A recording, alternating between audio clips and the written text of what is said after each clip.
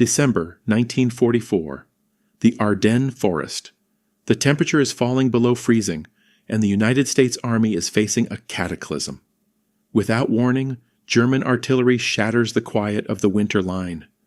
Panzer armies, hidden by fog and heavy snow, tear through the center of the American defenses. Divisions crack, communications fail, roads clog with retreating men and abandoned vehicles. Entire regiments are cut off and surrounded before their commanders even understand what's happening. In some command tents, officers are frozen in place, paralyzed by the sheer, violent scale of the surprise. This is the moment American generalship is truly tested, not in the planning rooms of England, but in the frozen forests where the plan has already fallen apart. This is not a story of inevitable victory. Between 1941 and 1945, the United States Army transformed from a small, interwar constabulary force into a mechanized, global military juggernaut. That transformation was forged in blood, crisis, and desperate adaptation, not in a single triumphant leap. The Axis militaries America faced were experienced, battle-hardened, and lethal. German divisions frequently achieved combat effectiveness values nearly double those of their Allied counterparts under comparable conditions. Closing that gap took more than American industry and American numbers. It demanded a rapid, often brutal maturation of military leadership, men learning to command armies at a scale and speed the U.S. Army had never attempted before. We tend to measure military greatness in the simple, grim arithmetic of enemy casualties. But real operational effectiveness is a far more complex equation. The greatest American commanders of the Second World War had to master combined arms warfare, invent logistical miracles out of nothing, work with classified signals, intelligence like Ultra, and navigate the treacherous politics of a global alliance held together by compromise. Above all, they had to balance destroying the enemy with preserving their own men, because a general who wins the battle and empties his ranks doing it has not really won anything at all. To understand how American military leadership evolved under that pressure, we look at the 10 commanders who faced these impossible odds and came out the other side having changed the shape of modern war. Here are the 10 most deadly and effective American generals of World War II. Number 10, General Mark W. Clark.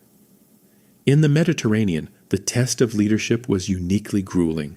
The Italian peninsula was a brutal, attritional nightmare of mud, rain, and mountains, terrain that neutralized America's mechanized advantage at almost every turn and turned every advance into a slow, bloody crawl.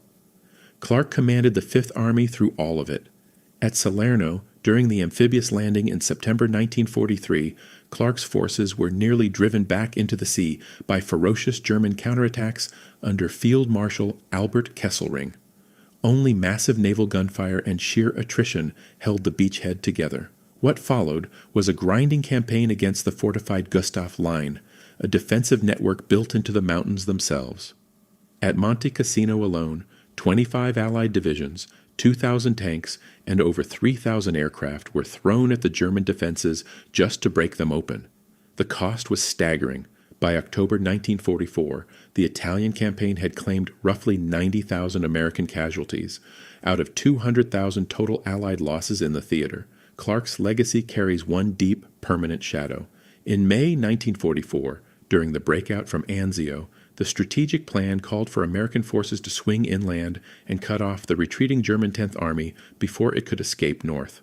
Instead, Clark redirected his advance toward Rome, chasing the prestige of capturing the first Axis capital before the Normandy landings could steal his headlines back home.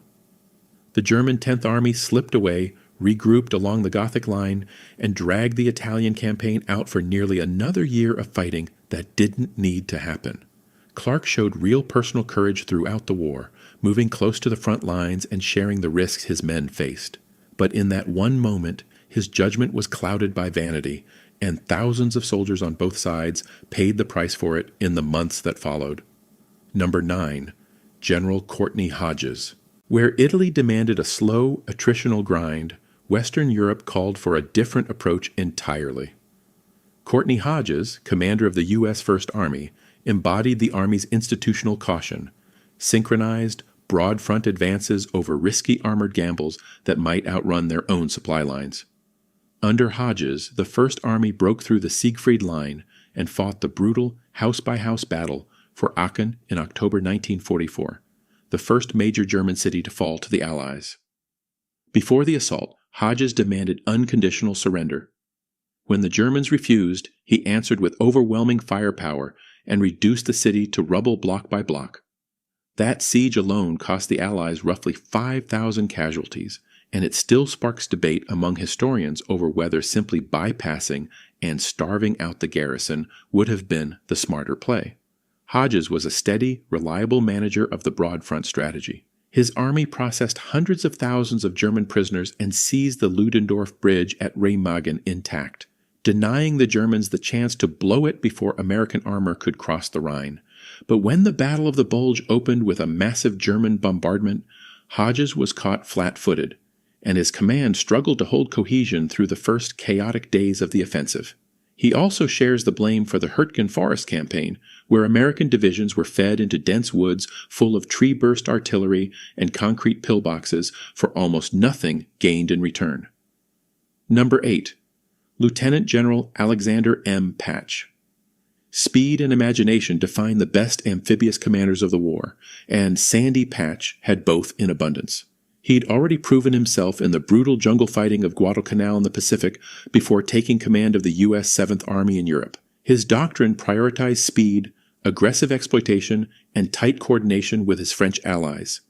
In August 1944, Patch launched Operation Dragoon, landing an initial force of 151,000 troops on the beaches of the French Riviera. His forces broke out fast, refusing to let the Germans regroup, and seized the vital deep water ports of Marseille and Toulon within just 2 weeks. The human cost was remarkably low for an operation of that scale, about 4,500 battle casualties, including roughly 2,000 killed or missing, for the entire campaign. By never letting the enemy find solid footing, Patch proved that speed itself, used correctly, could be the thing that saved American lives. Number 7. Lieutenant General J. Lawton Collins.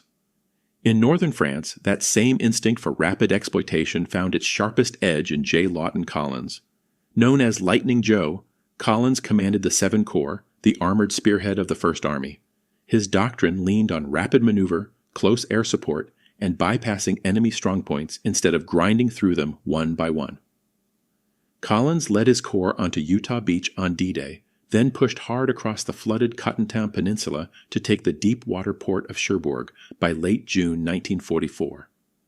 But his defining moment came during Operation Cobra, the breakout from the Normandy hedgerows, a landscape of sunken lanes and thick earthen walls that turned every field into a fortress. He'd predicted the early fighting would be brutal, and he was right. His 83rd Infantry Division lost nearly 1,400 men just trying to take the small town of Saint-Denis. Collins adapted. He called in waves of heavy strategic bombers to blast a corridor straight through the German Panzer Lehr Division, then poured his armor and infantry through the gap before the Germans could recover. Few American commanders could turn a narrow tactical breakthrough into a theater-wide collapse the way Collins did that summer. It's what makes him, arguably, the single most effective corps commander the U.S. Army fielded during the entire war. Number 6. Major General Lucien K. Truscott. If Collins mastered armor, Lucien Truscott mastered the infantry and the amphibious landing. He helped create the U.S. Army Rangers, and his doctrine was built on physical endurance, rapid marching, and seizing high ground before the enemy could dig in and make him pay for every yard. Truscott's combat record is close to flawless. In Sicily, he pushed his infantrymen across brutal mountain terrain at a pace that earned the nickname the Truscott Trot, reaching Palermo well ahead of schedule while other units were still fighting for their first objectives. Later, he inherited the stalemated, demoralized Anzio beachhead, a force pinned down for months under constant German fire. Truscott rebuilt its defenses from the ground up, repelled massive German armored counterattacks, and personally masterminded the breakout that finally broke the siege. He was a soldier's general, respected as much for his physical courage as his tactical instincts. When Mark Clark diverted his forces toward Rome instead of cutting off the retreating Germans, Truscott was furious. He saw the strategic blunder unfolding in real time and couldn't stop it. Later, during Operation Dragoon, he drove the Germans up the Rhone Valley without letting the pressure ease for a single day, cementing his place as one of the most competent and strategically sound tacticians the U.S. Army ever produced. Number 5. Major General Matthew B. Ridgway. While Truscott mastered the ground, Matthew Ridgway rewrote the rules of the sky. He was the chief architect of American airborne warfare, commanding the 82nd Airborne Division and later the 16th Airborne Corps. His doctrine centered on vertical envelopment, dropping elite, lightly armed infantry behind enemy lines to cut communications, seize crossroads, and choke off reinforcements before an amphibious landing could even hit the beach. His hardest test came in the chaos of the Ardennes. When German armor tore through the American lines, Ridgway's paratroopers were rushed to the critical crossroads by truck, arriving with barely enough time to dig in. Their desperate stand at St. Vith and the Elsenborn Ridge became the anchor that stopped the German 6th Panzer Army's advance cold. Ridgway proved that light infantry, move fast and with almost no logistical tail, could stabilize a collapsing front when nothing else could. That lesson saved the northern shoulder of the Bulge from total disaster, and it built the case for airborne forces in every war that followed. Number 4. General Walter Krueger. In Europe, commanders had roads and open ground to work with. In the Pacific, geography itself was the enemy. Walter Krueger commanded the U.S. 6th Army under Douglas MacArthur. A Prussian-born enlisted man who rose all the way to 4-star rank, Krueger was meticulous, deeply analytical, and almost obsessive about logistics in a theater where nothing arrived on time. His 6th Army fought a relentless string of amphibious island-hopping campaigns across New Guinea and New Britain, building toward the massive invasion of the Philippines. The Battle of Luzon was the largest single campaign of the entire Pacific War, a grinding fight through fortified urban centers like Manila and cave systems dug deep into the mountains. The casualties were horrifying. On Luzon alone, Krueger's forces suffered 8,136 killed or missing and another 32,129 wounded. The jungle itself added nearly 87,000 non-battle casualties from malaria to scrub typhus before a single shot was fired, and still Krueger's men methodically ground the enemy down, killing over 192,000 Japanese soldiers and capturing nearly 10,000 more. MacArthur criticized Krueger constantly for being too slow, too cautious, too methodical. But Krueger's leapfrogging tactics, bypassing heavy enemy concentrations and leaving massive garrisons to wither and starve rather than assaulting them head-on, were built specifically to preserve American lives against an enemy that almost never surrendered. He was the quiet, disciplined architect of victory in the most unforgiving environment of the war. Number 3. General Omar N. Bradley.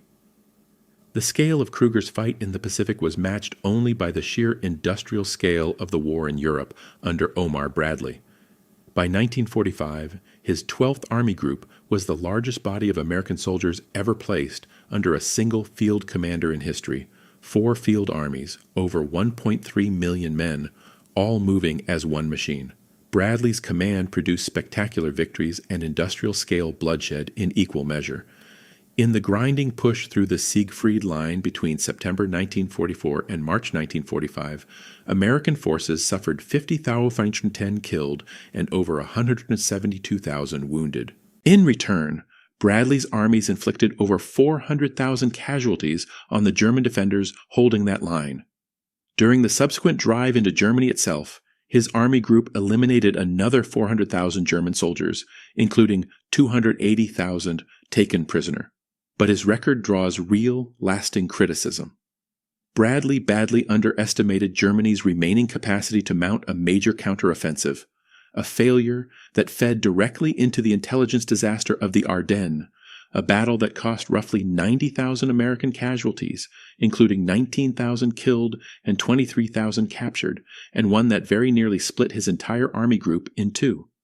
Even so, Bradley pulled off something almost no one else in the war could, keeping 4 entire field armies fed, fueled, resupplied, and moving forward across hundreds of miles without the whole structure collapsing under its own weight. He was, above all, a supremely competent manager of the machinery of victory, even when his tactical judgment fell short. Number 2. General of the Army, Dwight D. Eisenhower. Above Bradley sat the strategic architect of the entire Allied effort in Western Europe.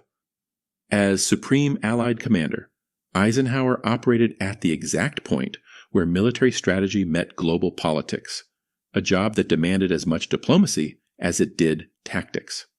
He understood better than almost anyone in uniform that modern war was an industrial project won through coalition unity, air superiority, and an unbroken supply chain stretching back across an ocean. Eisenhower was never a battlefield tactician, and he never pretended to be one, but his decisions shaped the lives of millions of men who never met him. After the Normandy breakout, he held firmly to a broad front strategy, systematically grinding down the German military on every axis at once, and rejected Field Marshal Montgomery's proposal for a single, narrow armored thrust straight at Berlin. When the bulge hit and American casualties spiked toward 90,000, Eisenhower ran the crisis with remarkable calm. With Bradley physically cut off from the northern shoulder of the salient, he handed command of U.S. forces north of the breach to Montgomery. A politically explosive call inside the American High Command, but the correct one, and it stabilized the line within days. He also took heavy criticism for halting the advance at the Elbe River and leaving Berlin to the advancing Soviets. That decision was calculated, made deliberately to save American lives in the war's final weeks, and to honor the political boundaries already agreed to at Yalta. His country would eventually hand him a reward no other wartime American general ever received. The man who orchestrated the liberation of a continent traded his 5-star uniform for the presidency, becoming the 34th President of the United States and guiding the free world through the early, dangerous years of the Cold War. But long before the White House, Eisenhower built the machine that won the Second World War. And in doing so, he set the enduring standard for what supreme command actually looks like. Number 1, General George S. Patton. Eisenhower built the machine. Bradley managed it. Patton was its most lethal weapon. Commanding the legendary Third Army, Patton was the U.S. Army's premier practitioner of mobile, mechanized warfare. His doctrine rested on one unshakable idea. Relentless, continuous offensive action was the best way to keep his own men alive, because a stalled army was a dying army. The numbers are staggering. Between August 1944 and May 1945, the Third Army inflicted an estimated 1.4 to 1.8 million total casualties on the enemy, up to 150,500 killed in action, over 386,000 wounded, and an astonishing 180,688 prisoners of war captured. Patton's tactical instincts maximized that exchange ratio at every turn. His third armored elements alone destroyed over 600-700 enemy combat vehicles in less than a year of fighting. And while inflicting that level of damage, Patton kept his own losses proportionally low.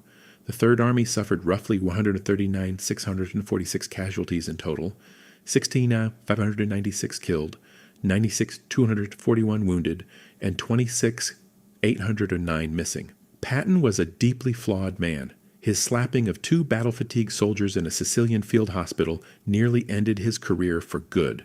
But he was the commander the German High Command feared most, by their own admission.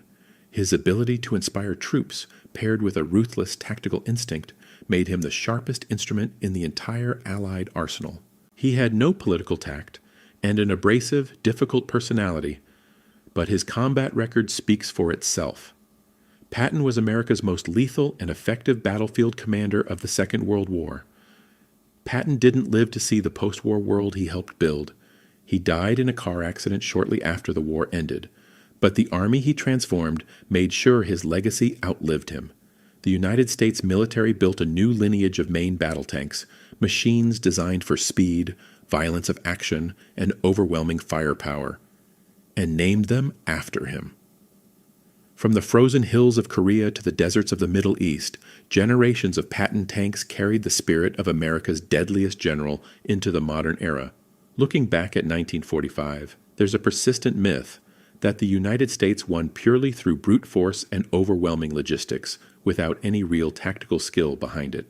But logistics is only a weapon if someone actually knows how to wield it. A truly great commander has to navigate the friction of geography, the brutal math of supply lines, and the fragile psychology of the men under his command, all at the same time, often with incomplete information and no room for error. These 10 generals didn't inherit a winning formula. They built one, campaign by campaign, mistake by mistake, from Salerno to the Rhine to the mountains of Luzon. Some of them, like Clark and Hodges, made decisions that cost lives they didn't need to lose.